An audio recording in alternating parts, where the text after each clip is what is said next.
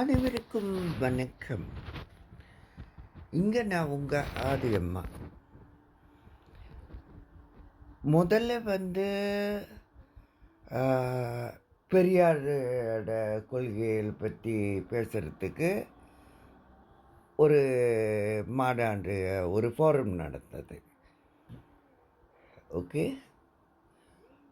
இளைஞர்களை international youth இதுன்னு சொல்லி செஞ்சது. அதுக்கு பல பிரச்சனை கொடுத்தாங்கன்னு சொல்லி இப்போ அடுத்து இன்னொன்று குழம்பு வந்திருக்கு. யாருனாக்கா குத்துவிளக்கு சங்கத்தின் தலைவி அன்னபூர்ணி கொண்டு வந்திருக்காங்க. சரி, இதில் ஒரு பொம்பளையாக இருக்கேன்னு சொல்லி நான் கொஞ்சம் இதாக பேசுகிறேன். இன்னும் தவிர ஒரு வார்த்தை சொல்லக்கூடாதுன்னு ரொம்ப கவனமாக இருக்கேன்.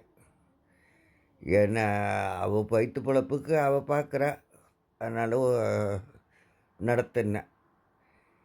இப்போ என்ன ஒரு கேள்வினா, நீ ஒரு தெய்வ அம்மன்னு சொல்லி நீ அம்மாவாக வந்து உட்கார்ற அப்படின்னக்குள்ள நீ தனியாக வந்து உட்கார்ந்துருந்தீங்கன்னா கூட சகிப்புத்தன்மையோடு நான் இருந்திருப்பேன். ஆனால் கொண்டாந்து வச்சிருக்க ஒரு புருஷன் இது எத்தனை நம்பர் புருஷன்னு எனக்கும் தெரியாது.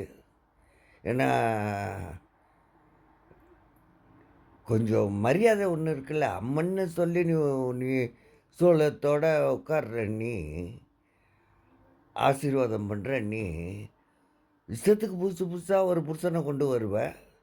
அவனையும் கொண்டாந்து வச்சு அவனையும் கூட்டிக்கிட்டு வந்து உட்காந்து வச்சு அதை இந்த மலேசியா நாட்டில் ஒரு நிகழ்ச்சி நடத்த கூட்டிக்கிட்டு வந்திருக்கீங்களே, உங்களைத்தான் ஒன்று கேட்குறேன். நீங்கள் யாரை கேவலப்படுத்த விரும்புகிறீங்க? அதைத்தான் நான் கேட்குறேன். யாரை அசிங்கப்படுத்த நீங்கள் இதுக்கு ஏற்பாடு பண்ணீங்க? யாரை கேவலப்படுத்தலான்ட்டு இருக்கீங்க? அப்போ இந்து சமயத்தில் இருக்கிற பொம்பளைங்க எல்லாம் பல புருஷனுங்களோட வாழ்கிற ஒரு ஒரு கொள்கையை உள்ளவளுங்கள. அந்த கொள்கை பெரியார் வகையில் உள்ளவங்க இந்த இந்த பொம்பளைங்க தான் பேசிக்கிறாளுங்க. அதாவது லிவிங் டுகெதர், கேஷுவல் ரிலேஷன் இப்படிலாம்.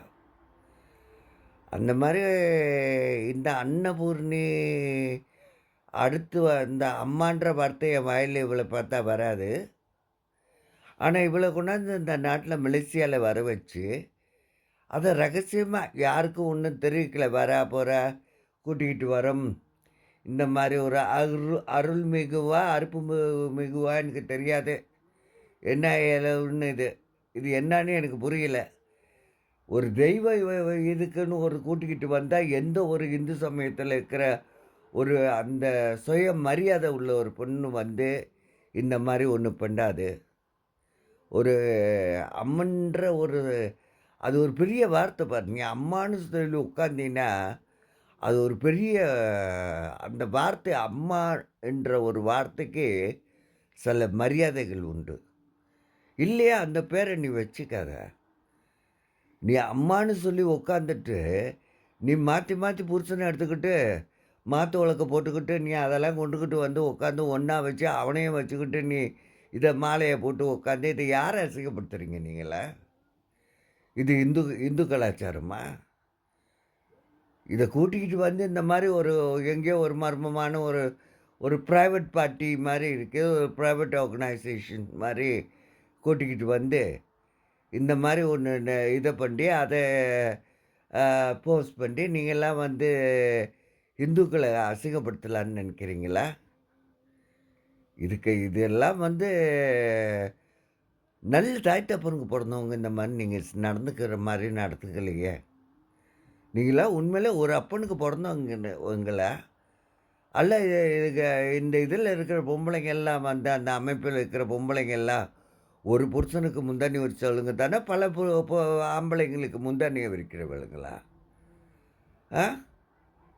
ஸோ அங்கே இதெல்லாம் சகிப்புத்தன்மையோட லெவலில் ஒரு உச்சக்கட்டத்துக்கு போகிற மாதிரி இருக்குது.